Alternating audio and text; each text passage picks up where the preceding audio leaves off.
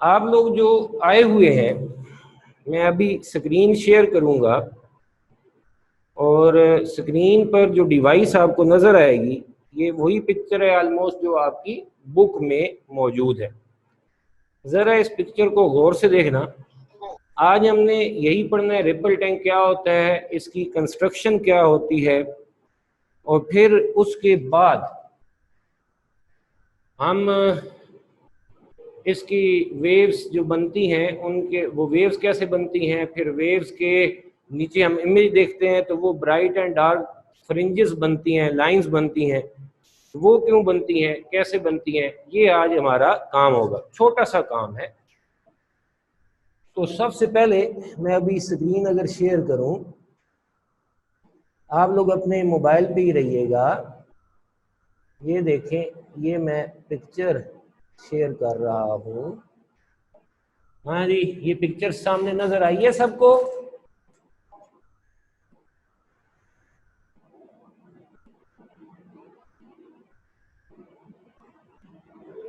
हाँ भाई, ये बता सकते हैं मुझे कोई, क्योंकि मुझे अब आप लोगों के नाम नहीं देख। अवैस, क्या ये पिक्चर शेयर जो मैंने की है नजर आ रही है? Yes sir. चलें, शाबाश। फिर मुझे उम्मीद है बाकी सारे स्टूडेंट्स को भी नजर आ रही होगी।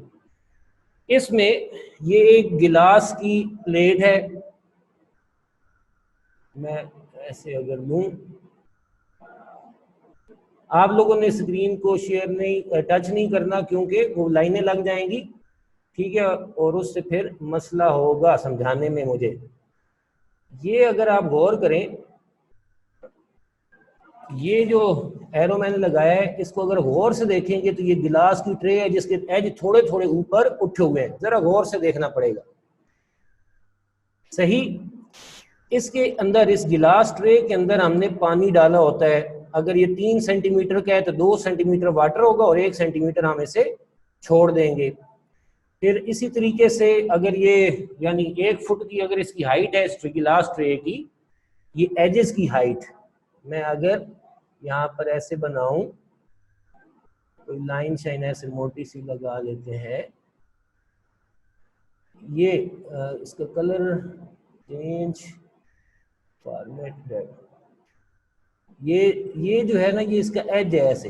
अगर आप गौर से देखेंगे तो यहाँ पर इसका एज है। इसके अंदर जो अभी मैंने रेड कर दिया ये सारा, इसी तरीके से ये थोड़ा थोड़ा ऐसे ऊपर की तरफ उठा हुआ है। इसके अंदर क्या है? पानी है। ठीक है, पानी के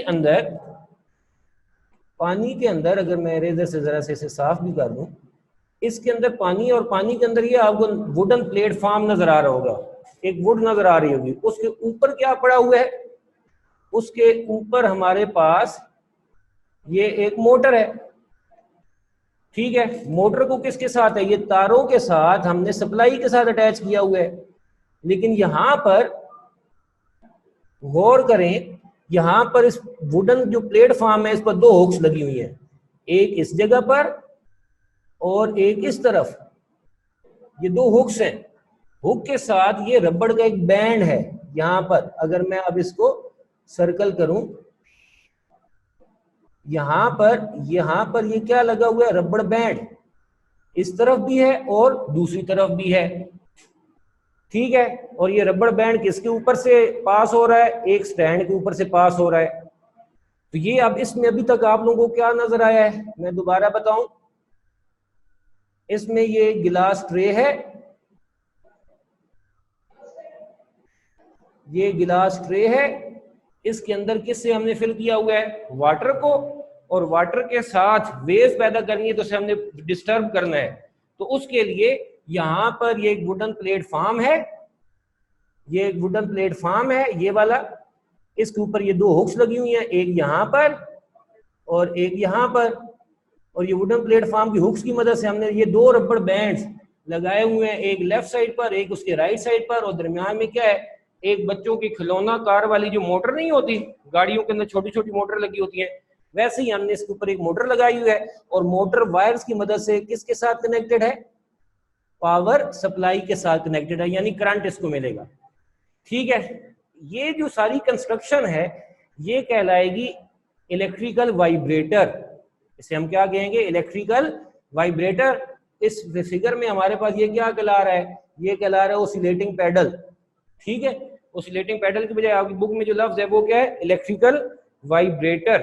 ठीक, अब गौर करो, ये तो एक टेबल पर गिलास ट्रे पड़ी हुई है, लेकिन इसके नीचे ये क्या चीज है, ये एक वाइट शीट है जिसे हम स्क्रीन कहेंगे। इसके ऊपर आपको कुछ लाइनें नजर आ रही होंगी जो ब्लैक या वाइट कलर की है, इन्हें हम कहेंगे ब्राइट एंड डार्क फ्रिंजेस। ठीक है, अब ये आपने कंस्ट्रक्शन देख ली, इसकी कैसे वर्किंग है वो हम बाद में वीडियो भी देखेंगे इंशाल्लाह। अभी हम वापस चलते हैं, किधर चलते हैं, स्टॉप शेयरिंग, चलें जी। Ripple tank,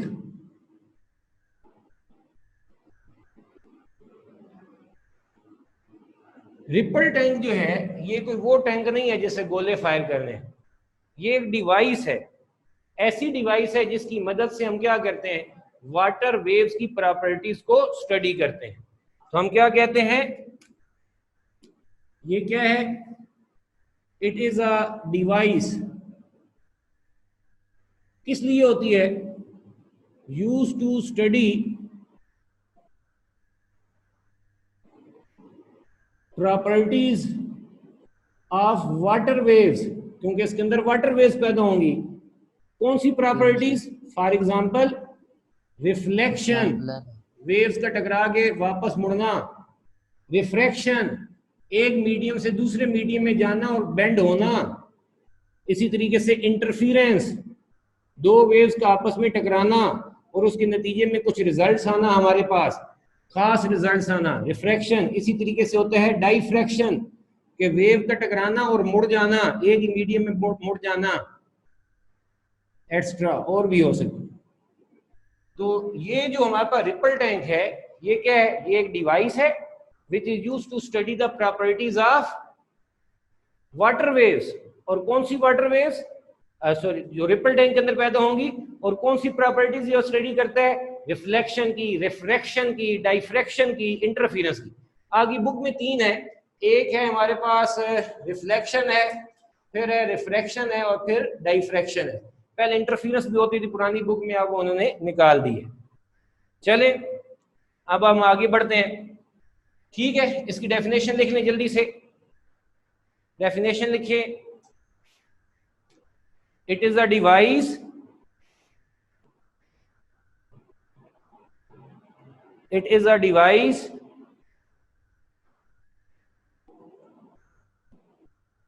used to study the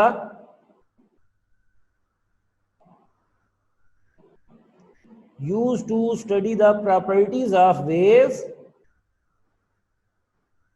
used to study the properties of water waves। कौन सी properties, refraction, reflection, refraction, interference, diffraction.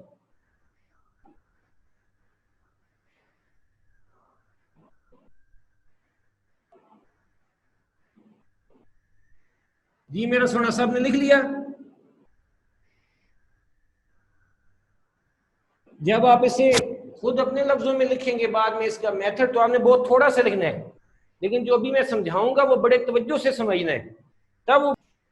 अब जरा इधर देखो, अब वहां पर तो वो गिलास ट्रे नजर आ रही थी आप लोगों को, ऐसी गिलास ट्रे होगी जैसे ये बुक है, ऐसे होगी, उसकी इधर भी थोड़ा सा एज बढ़ाया हुआ है, इस तरफ भी एज बढ़ा हुआ है, इस तरफ भी एज बढ़ा हुआ है, और इस तरफ भी एज बढ़ा हुआ है। ठीक है, लेकिन ये मैं अब बोर्ड पर बनाऊंगा तो मेरे से तो वैसी ड्राइंग नहीं हो सकती, मेरी ड्राइंग तो आप लोगों को पहले ही पता है कि कितनी खूबसूरत है। सही है, ये ऐसे गिलास ट्रे, लाइन नहीं समझनी, क्या समझना है, गिलास ट्रे समझनी, जैसे बाहर की तरफ है।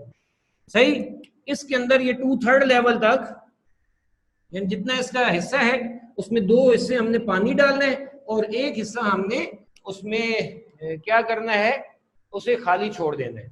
सही, अब हमने इसके अंदर वाइब्रेटर बनाना है, बड़े गौर से समझना।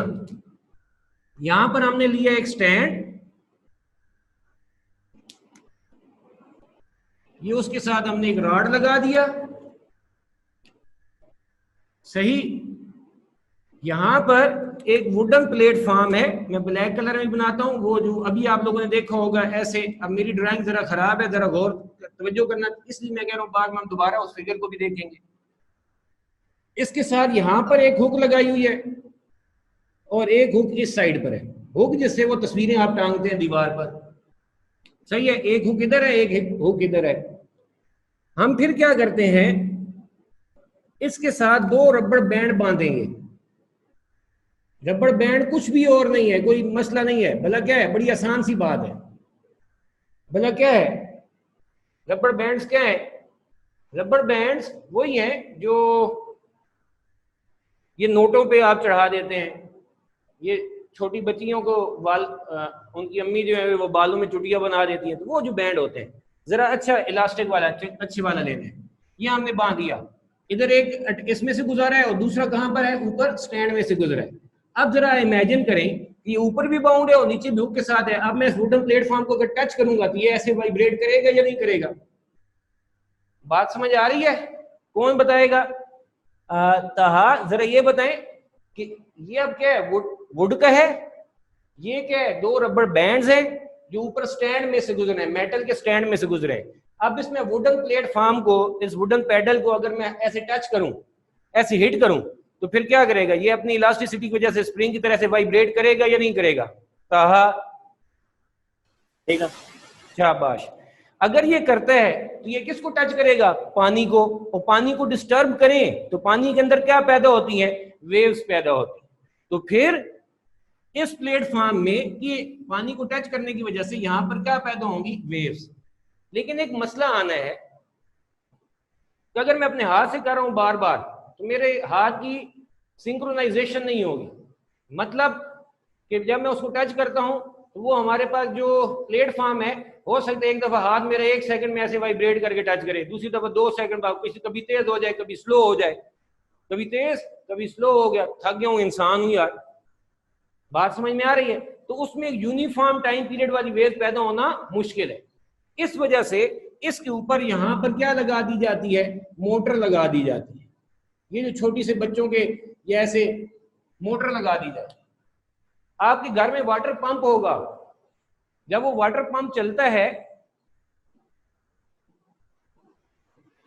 जब वो वाटर पंप चलता है तो उस वाटर पंप के अगर आप करीब खड़े हो तो उसके चलने की वजह से उसके पैर ऐसे चल रहे होते हैं ना, तो एक दफा ऐसे पुश किया, फिर ऊपर गया, फिर ऐसे, तो ऐसे पुश करने के नतीजे में, उसके गोल घूमने के नतीजे में क्या होता है? जमीन पर भी हल्की हल्की फोर्स लग रही है जिससे वो वाइब्रेट कर रही होती है।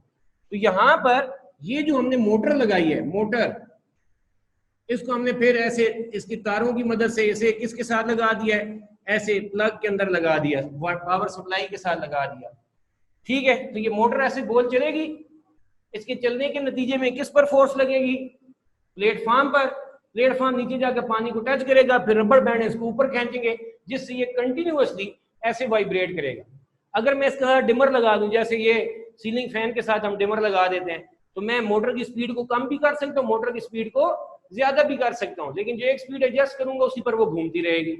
जब मोटर घूमेगी तो उससे फोर्स किस पर लगेगी? प्लेटफॉर्म पर, यानी ये जो वुड का पीस है इस पर लगेगी, वो नीचे जाकर पानी को टच करेगा, फिर रबड़ बैंड से क्या करेंगे? ऊपर खींचेंगे। इस तरीके से ये कंटिन्यूअसली एक ही टाइम पीरियड के साथ वो क्या कर सकती है? पानी को हिट कर सकती है, पानी को डिस्टर्ब करेगी, जिससे कंटिन्यूअस टाइम पीरियड वाली वाटर वेव्स पैदा होंगी। तो ये जो पूरी कंस्ट्रक्शन है, वुडन प्लेटफॉर्म, मोटर, रबड़ बैंड, स्टैंड, इसको हम क्या कहते हैं? इलेक्ट्रिकल वाइब्रेटर कहेंगे।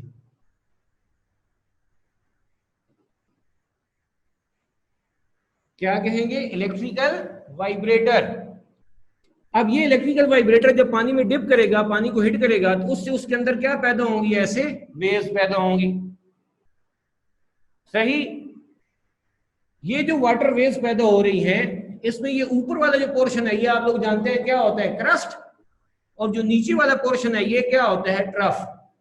तो मैं इसकी स्क्रीन के बिल्कुल नीचे, यानी ये जो गिलास है, गिलास ट्रे है, इसके बिल्कुल नीचे यहां पर एक वाइट शीट बिछा देता हूं। जब वो वाइट शीट बिछाता हूं तो मुझे इनके शेडो नजर आते हैं। शेडो नहीं कहेंगे इसको, एक और लफ्ज बोलेंगे, वो क्या अभी मैं बताता हूं। उसमें हम ये देखेंगे कि जहां जहां पर क्रस्ट है, वहां पर नीचे ब्राइट लाइंस होंगी, और जहां जहां पर ट्रफ है उसके नीचे हमारे पास डार्क लाइंस होंगी, ऐसे डार्क पोर्शन होगा।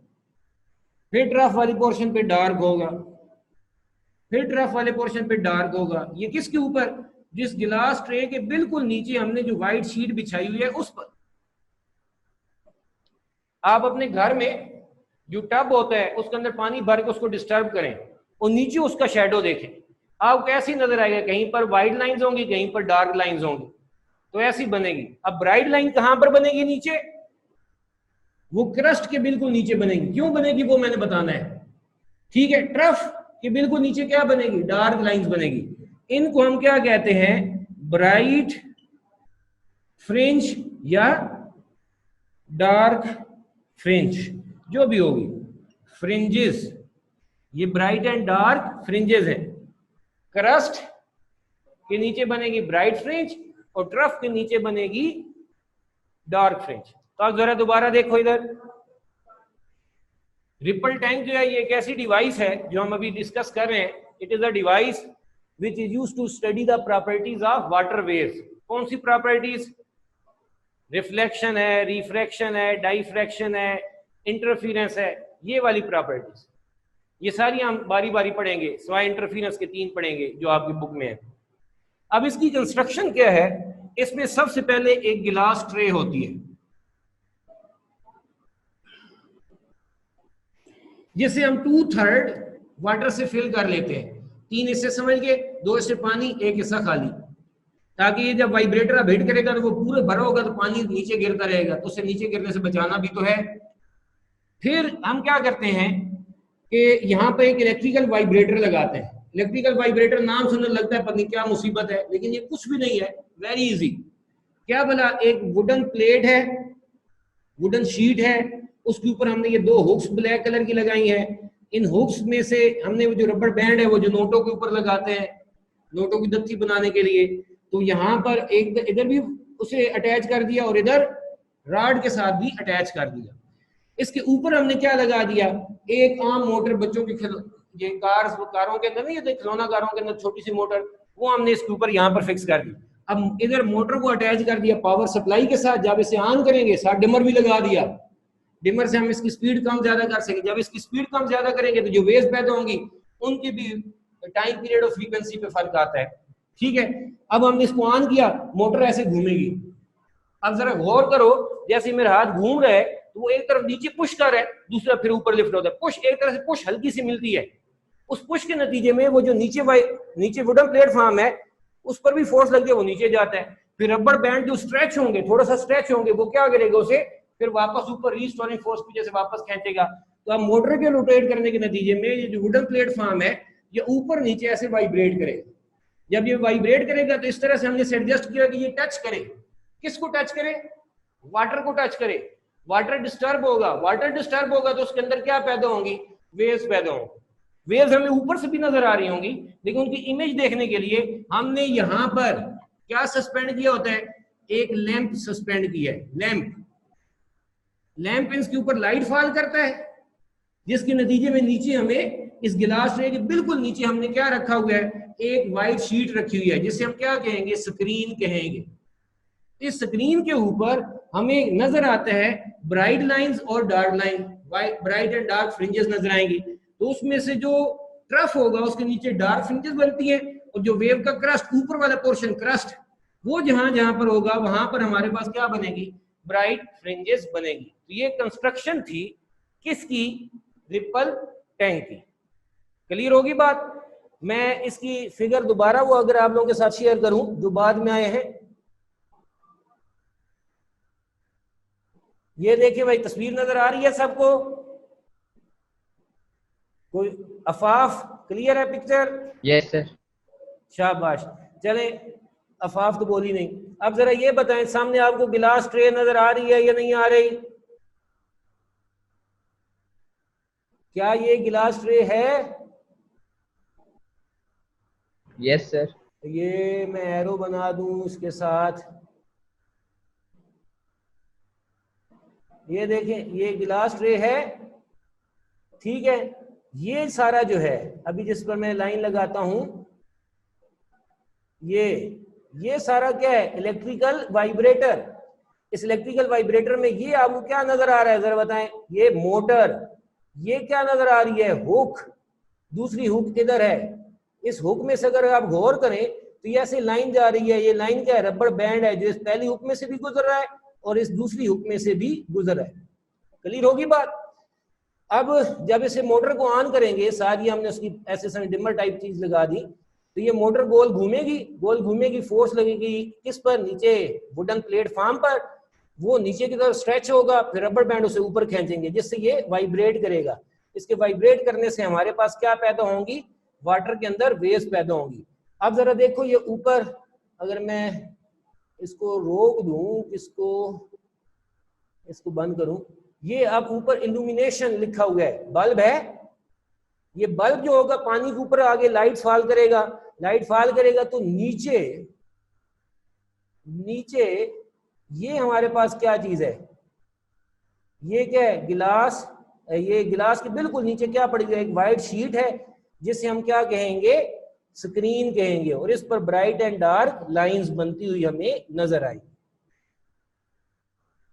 हाँ भाई, सारे स्टूडेंट समझ आ गई ये बात। किसी का मेरा थोड़ा सा क्वेश्चन है तो पूछें। If anyone has a question, Sabeel, Haider,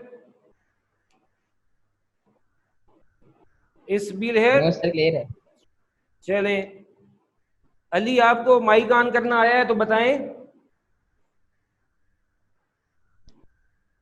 ये जो नई स्टूडेंट है मीरब, आपको आवाज, ये बात समझ आई है? Yes sir. चलें, शाबाश।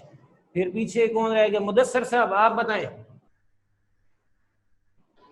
जी सर, आइए। चलो, अब यहां पर मेरा सुना मसला ये है कि क्रस्ट के नीचे ब्राइट फ्रिंज क्यों बनती है और ट्रफ के नीचे डार्क फ्रिंज क्यों बनती है, इस बात का हमने जवाब देना है। ठीक है, ये एक छोटा सा शॉर्ट क्वेश्चन भी आता है बुक में, हालांकि नहीं है।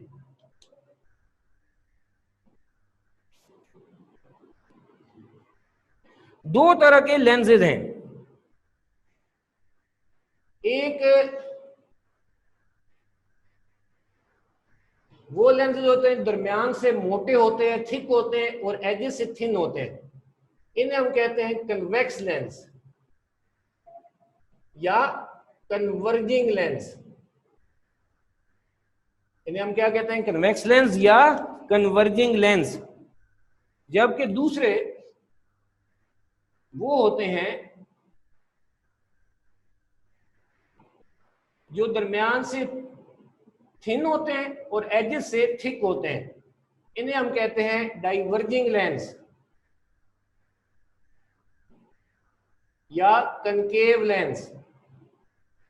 कनकेव लेंस या डाइवर्जिंग लेंस।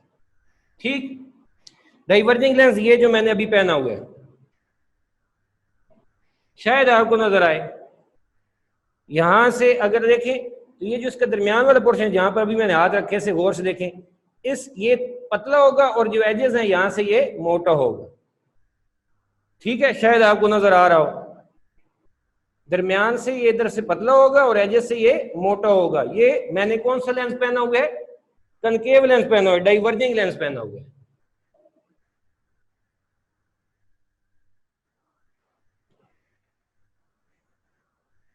मैंने कौन सा लेंस पहना हुआ है, diverging lens, concave lens.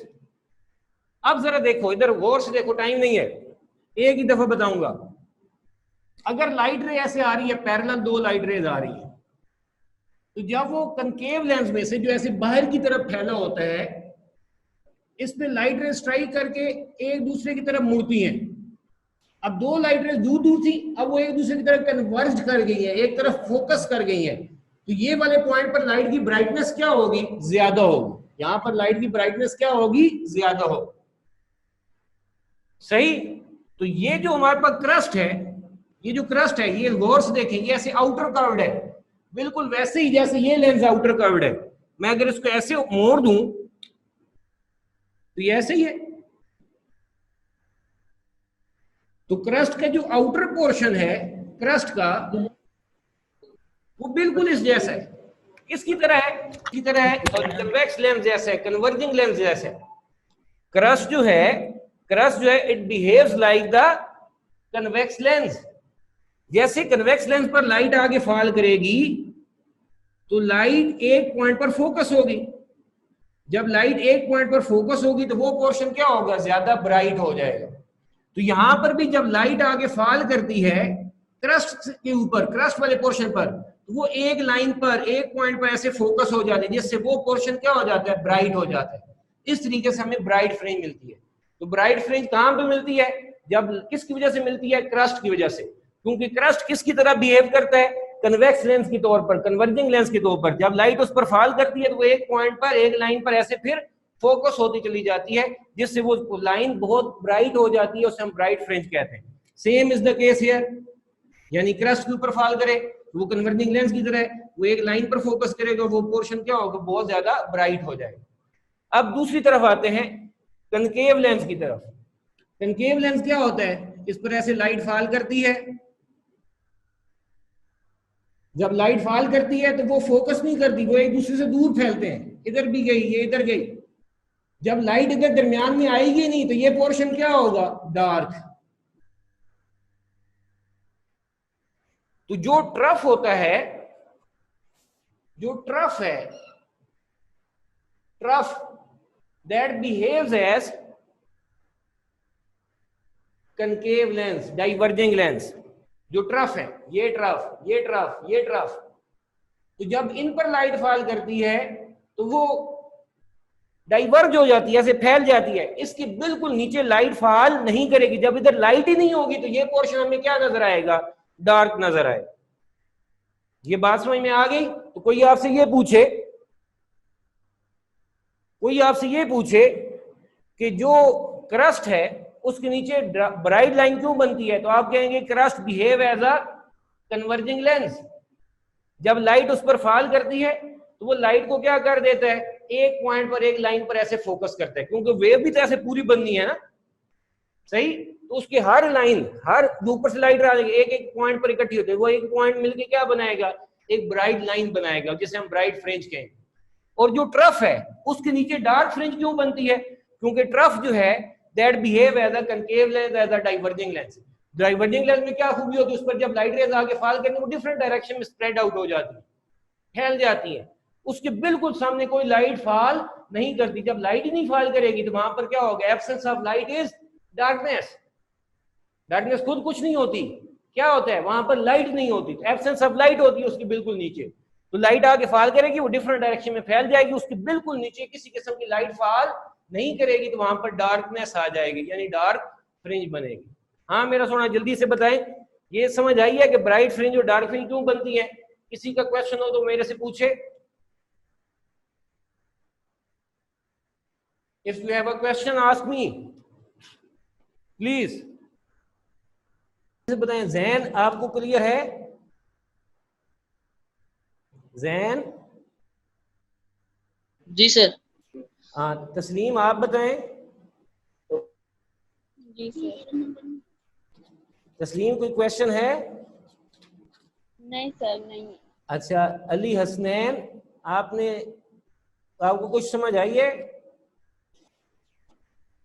Sir मैं अभी आया हूँ, मैंने ये थोड़ा सा काम जरा किया, ऊंचा बोलिएगा, ठीक हो गया को स्टेबल होने में लगते हैं। ठीक है, चले, ठीक है। किसी का मेरे ख्याल में क्वेश्चन नहीं है, मैं इसकी आपको पिक्चर अभी भेज देता हूँ, ठीक है। लेकिन ये क्वेश्चन आपने कल लाजमी याद करके आना, ये जो मैंने आखिर पे करवाया है। बाकी तो आप लोग सामने मैं फिगर बनाऊंगा, आप मुझे बता देंगे। कल हम इसकी एक वीडियो भी देखेंगे जिसके अंदर ये कैसे काम करता है, और उसके बाद रिफ्लेक्शन रिफ्रैक्शन हम स्टडी करेंगे। ठीक है, thank you so much. English के सर आ गए आपके शकील साहब।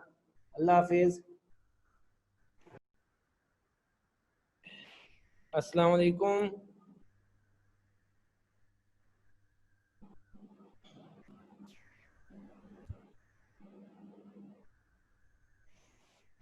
अस्सलामु अलैकुम। वालेकुम सलाम सर, कैसे हैं? मैं ठीक ठाक मेरा सोना, अल्हम्दुलिल्लाह, खुश रहें।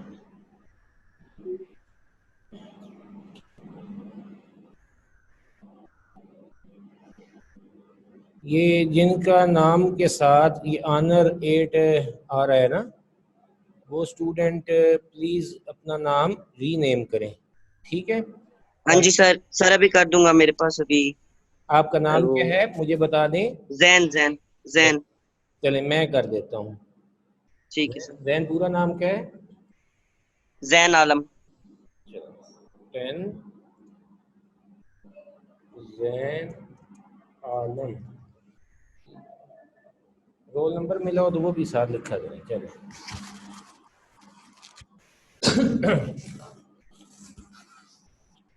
चलें, आप लोग जो पहुंच आए हैं, मैं अभी एक वीडियो चलाने लगा हूं, गौर से देखिए। बल्कि मैं थोड़ा सा इतनी देर में बाकी भी पहुंच आते हैं तो मैं कल वाला लेक्चर रिवाइज करता हूं। मैंने आज ग्रुप में शेयर किया था जो कल मैंने पढ़ाया था, कल मैं भूल गया शेयर करना, तो मुझे उम्मीद है आप लोगों ने देखा होगा वो नोट्स जो थे।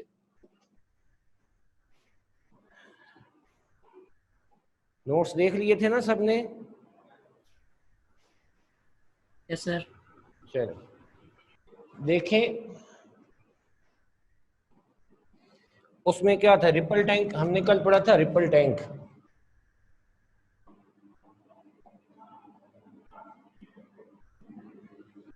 रिपल टैंक में हमने ये देखा कि ये से हम क्या करते हैं, ये एक ऐसी डिवाइस है which use to study the properties of waves. Waves की प्रॉपर्टीज को स्टडी करने के लिए इस्तेमाल करते हैं, ठीक है। ये पहली बात हो गई। कौन सी उसकी प्रॉपर्टीज वेव्स की?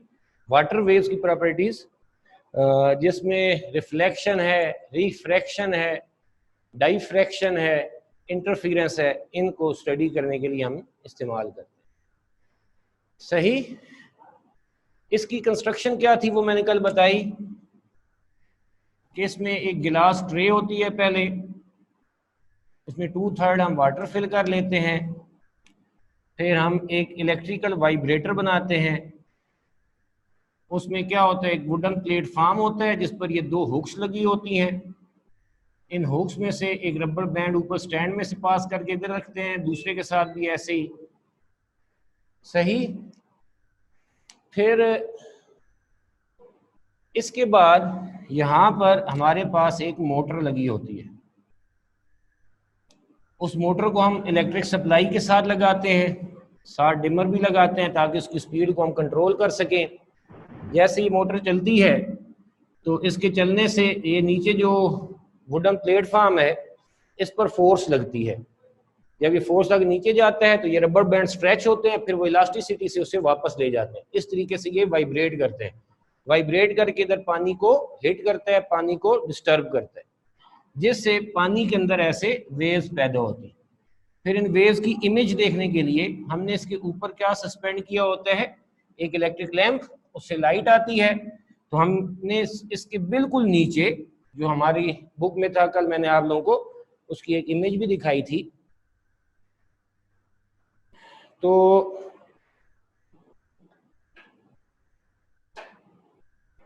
वो इमेज जो आप लोगों को दिखाई थी उसमें भी आप लोगों ने देखा होगा कि ये जो क्रस्ट होता है, क्रस्ट वाले पोर्शंस, इसके बिल्कुल नीचे ब्राइट फ्रिंज बनती है, और जो ट्रफ वाले पोर्शन है उसके नीचे हमारे पास डार्क फ्रिंज बनती है। क्रस्ट, ट्रफ, इस तरीके से वो हमारे पास बनती हैं। ये ब्राइट एंड डार्क फ्रिंजेस बनती हैं। फिर मैंने ये एक्सप्लेन किया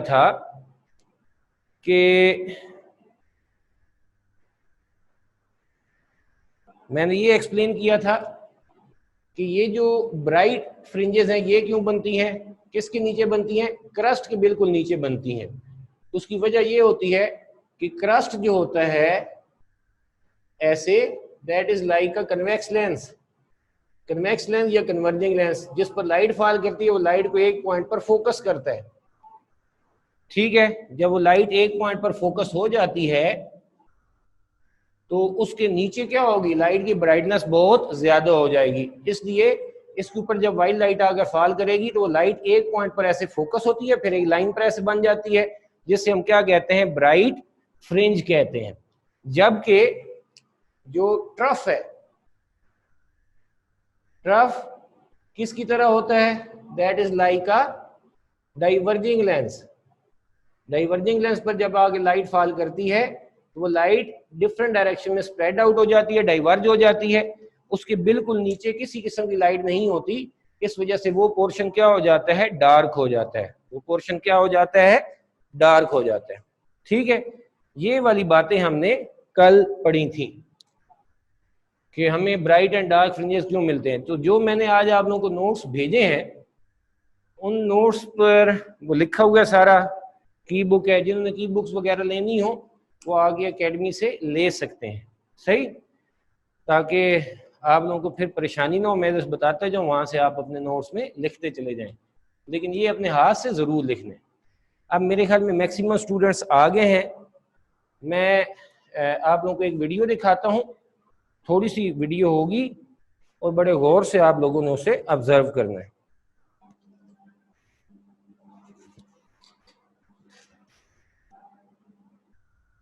मरियम आप भी जाएं।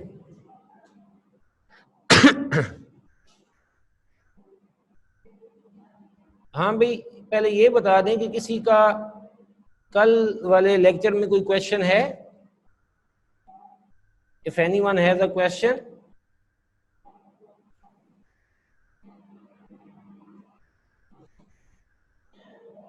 अफाफ, कल के लेक्चर में कोई क्वेश्चन है? No sir. चलें, हसनैन आप कल आए थे? नहीं सर। क्यों, खैरियत थी? सर वो मैं गया हुआ था दाइस। अच्छा, चलें, अल्लाह ताला आप पर रहम करे। चलें, अब मैं वीडियो, ये मरियम ज्वाइन नहीं हो पा रही वीडियो, चलें स्टार्ट करते हैं, उससे फिर देखते हैं किस्मत।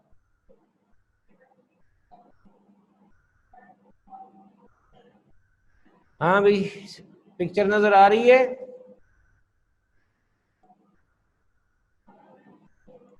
Yes sir. चलें, अब इसमें आप लोग अगर गौर करें तो मेरा सोना ये जरा देखें,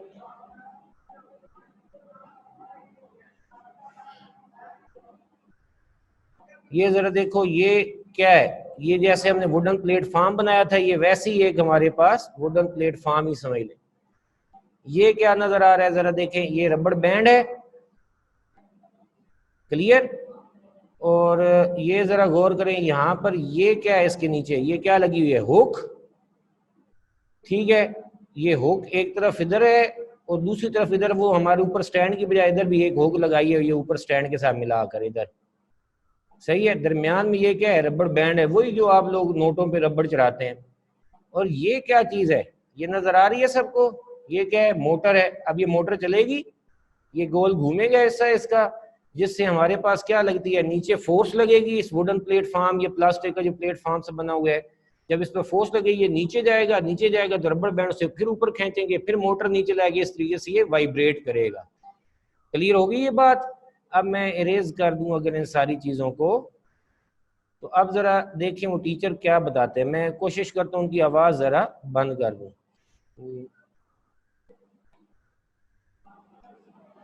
ठीक है, अब मैं इसे चलाने लगा हूं, लेट्स सी। अभी इस पे ना, अभी ये इसको पुश करेंगे, मोटर नहीं चलाएंगे, वैसे पुश करेंगे तो जरा देखें क्या होता है, नीचे वेव्स बनती है या नहीं बनती? हाँ भी बताओ, वेव्स बनी या नहीं बनी? बनी है सर। चलिए दोबारा देखें, जैसे हिट करेंगे तो वो पुश करेंगे। अब यहाँ पर वेव्स बनी, क्रस्ट और ट्रफ बने, ये तब उनके हाथ से था ना। जब उनके हाथ से था तो लाजमी बात है कि उससे इशू ये आ रहा है कि वो यूनिफॉर्म वेव्स जनरेट नहीं होंगी।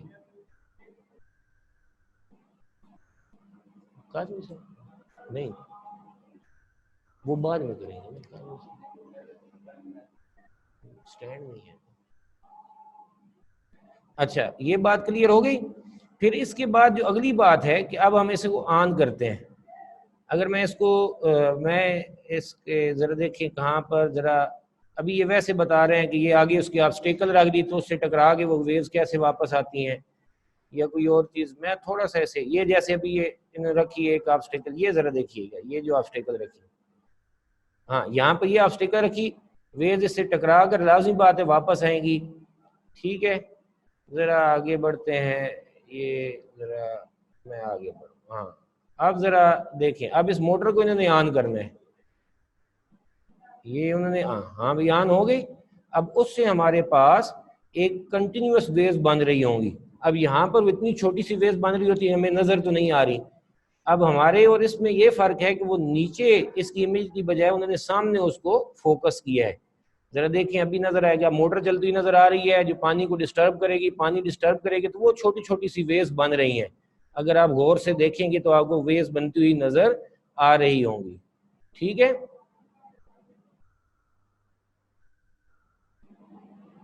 जब वो वेव्स बनती हुई नजर आ रही हैं तो अब सामने जरा देखना है, सामने कहाँ पर उन्होंने उसकी इमेज ऑन करेंगे।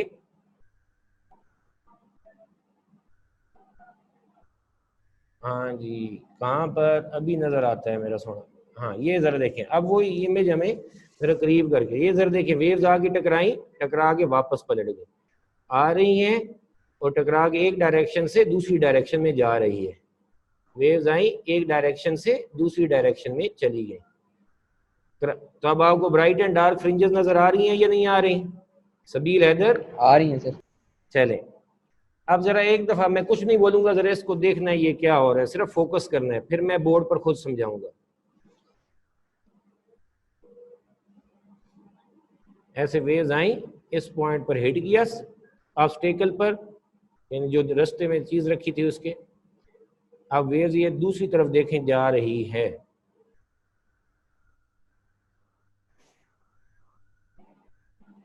मैं इस पार को वापस लेके जा रहा हूं। ये जरा देखें, थोड़ा सा और पीछे। अब गौर से देखना है सबने, और यही हमारा आज का टॉपिक है, रिफ्लेक्शन ऑफ वेव्स।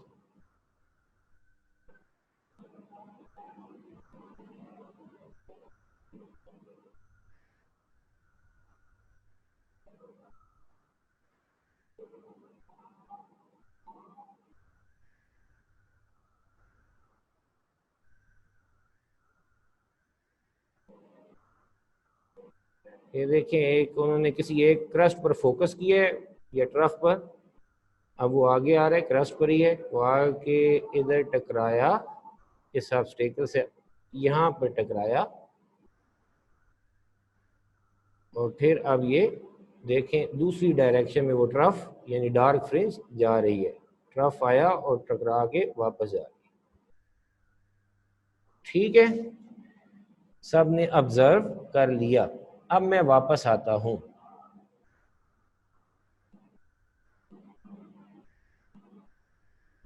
ओके, हाँ जी, अब आप लोगों को सामने अपना बोर्ड नजर आ रहा है? जी सर। चलें जी, आप लोगों को सारों को वीडियो नजर आ गई थी? Yes sir. चले, मरियम अपना नेट थोड़ा बेहतर करें, आपको ज्वाइन करने में इतना टाइम लग जाता है। Okay sir. चल जरा देखिए, रिपल टैंक आप लोगों ने इस वीडियो में देखा कि ओरिजिनली कैसा होता है रिपल टैंक।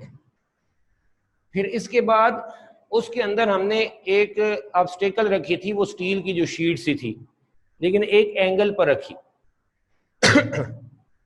अब वही जो हमने नीचे स्क्रीन बिछाई थी, उस पे हम इमेजेस फिर देखते हैं।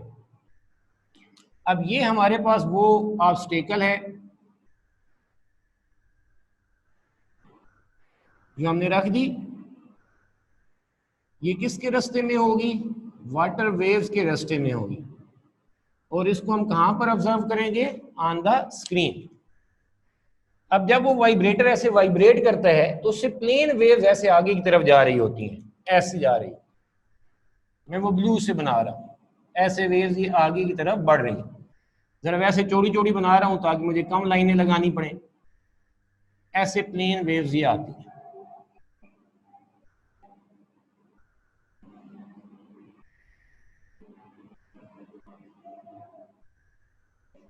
सही, ये हैं इंसिडेंट वेव्स, ये जो वेव्स आ रही हैं इस डायरेक्शन में, ये हैं इंसिडेंट वेव्स। रिपल टैंक के अंदर जो वेव्स पैदा हो रही हैं ये वो हैं इंसिडेंट वेव्स। अब आपने भी वहां पर देखा कि उसके ऊपर जो वेव आ रही होती है ऐसे, उसके ऊपर एक परपेंडिकुलर लाइन बनाते हैं, रेड कलर की लाइन जो आगे आ रही थी एरो की फॉर्म में। तो ये मैं भी वैसी एक रेड लाइन इसके सेंटर से ऐसे बना दूं, सही। ये जो परपेंडिकुलर लाइन है ये इंसिडेंट वेव्स हैं ब्लू में, और ये जो परपेंडिकुलर लाइन मैंने इस पर बनाई है ये कहलाएगी इंसिडेंट रे। ये क्या कहलाएगी? Incident ray. बात समझ में आ गई? कोई आपसे पूछे कि रे क्या होती है? रे क्या है?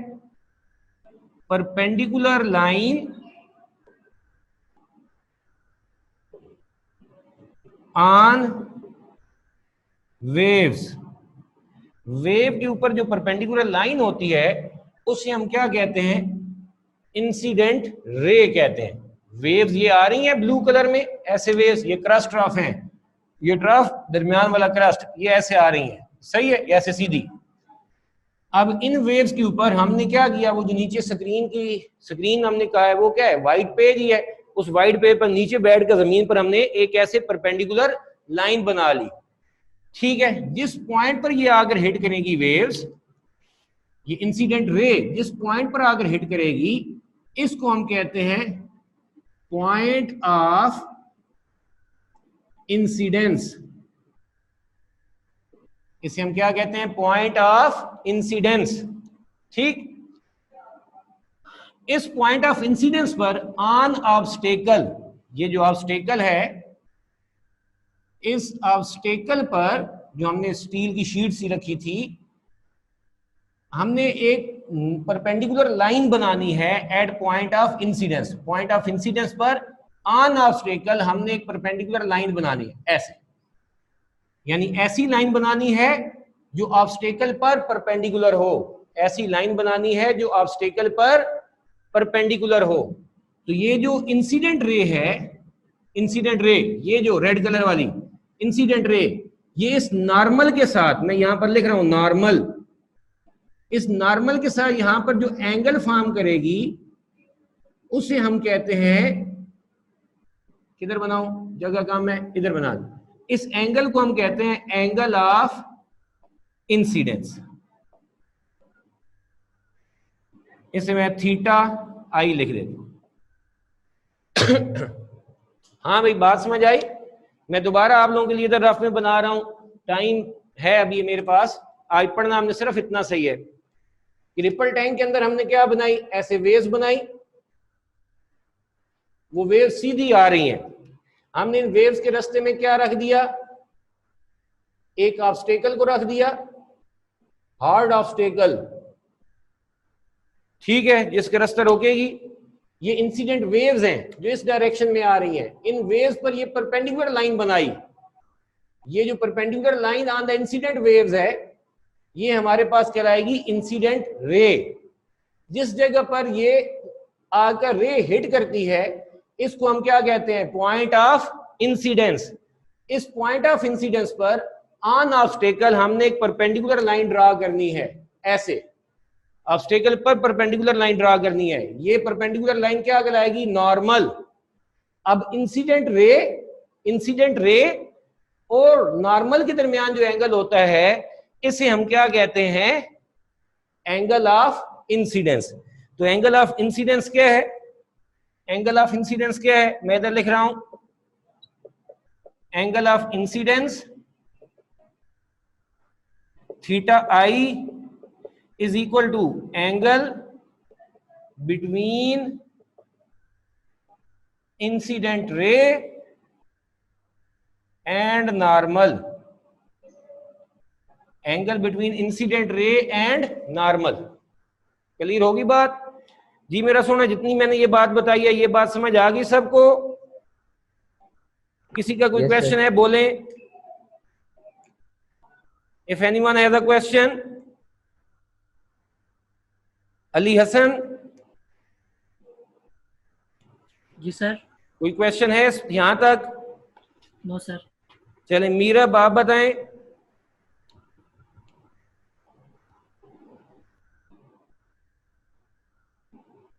मीरब क्वेश्चन है, पूछें, बोलें। आपकी आवाज नहीं आ रही। चलें और मैं किससे पूछूं? हमजा और इब्राहिम आप बताओ।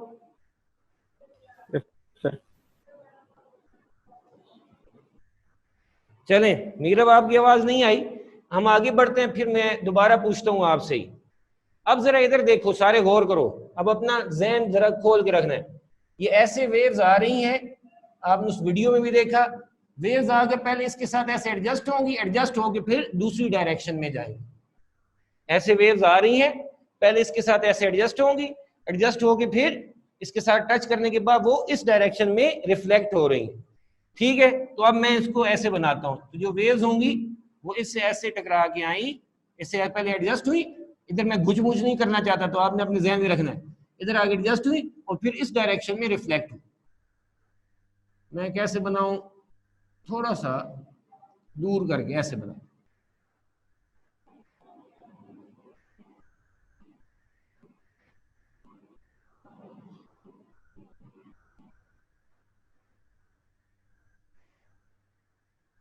ठीक है, अब इन वेव्स के ऊपर पॉइंट ऑफ इंसिडेंस से ये मैंने एक परपेंडिकुलर लाइन बनाई ऐसे। सही? अभी है तो थोड़ा डिफिकल्टी, मैं थोड़ा से इसे डार्क कर रहा हूं।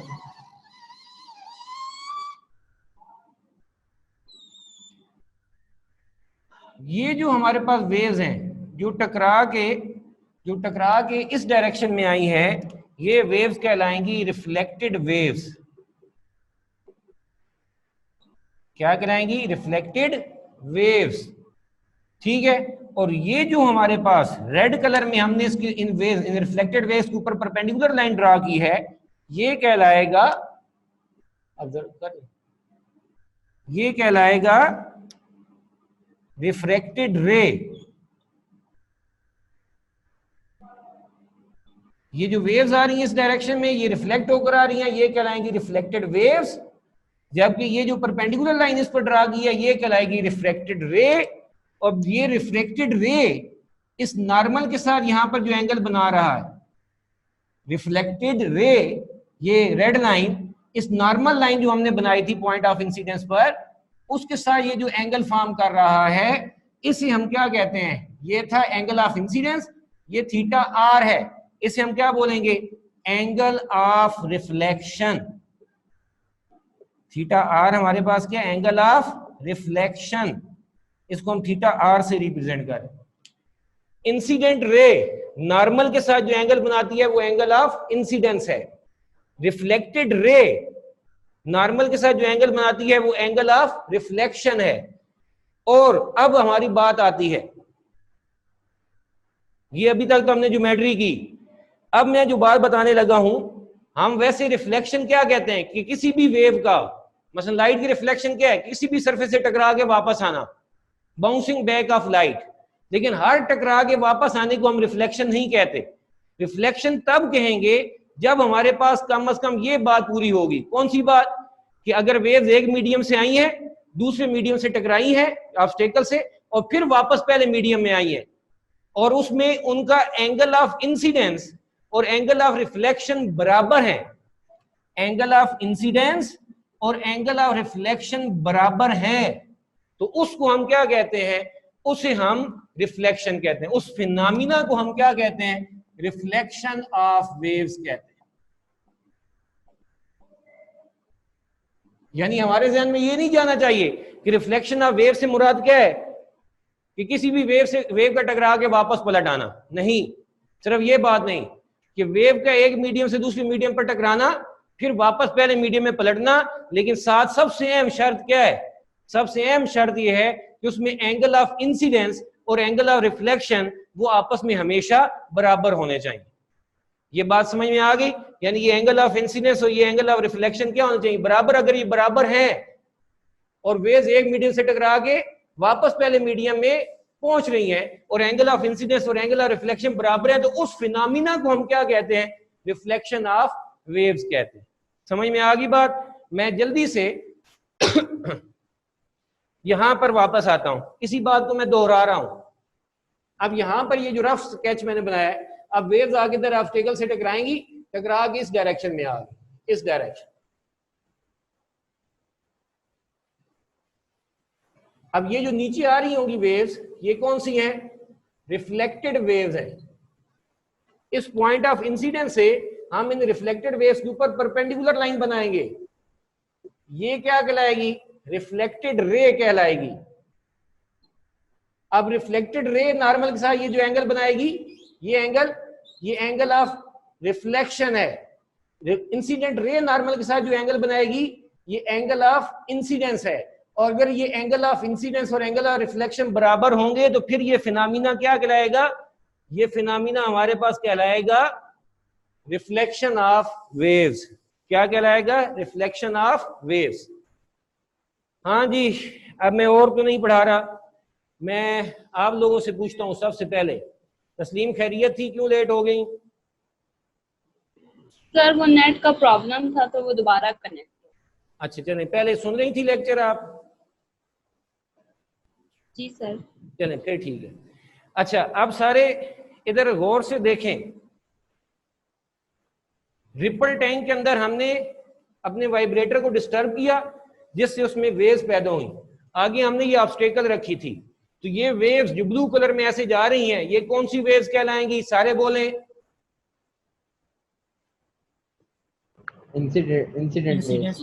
Incident waves.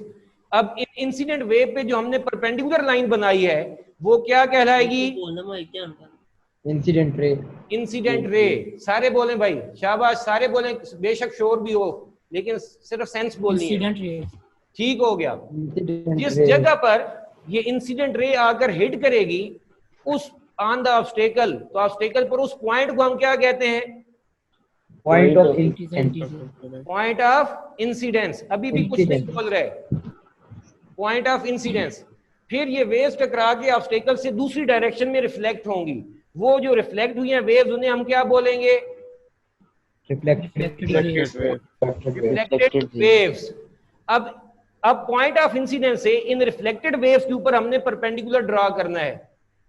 वो जो परपेंडिकुलर है ऑन द रिफ्लेक्टेड वेव्स, उसे हम क्या बोलेंगे?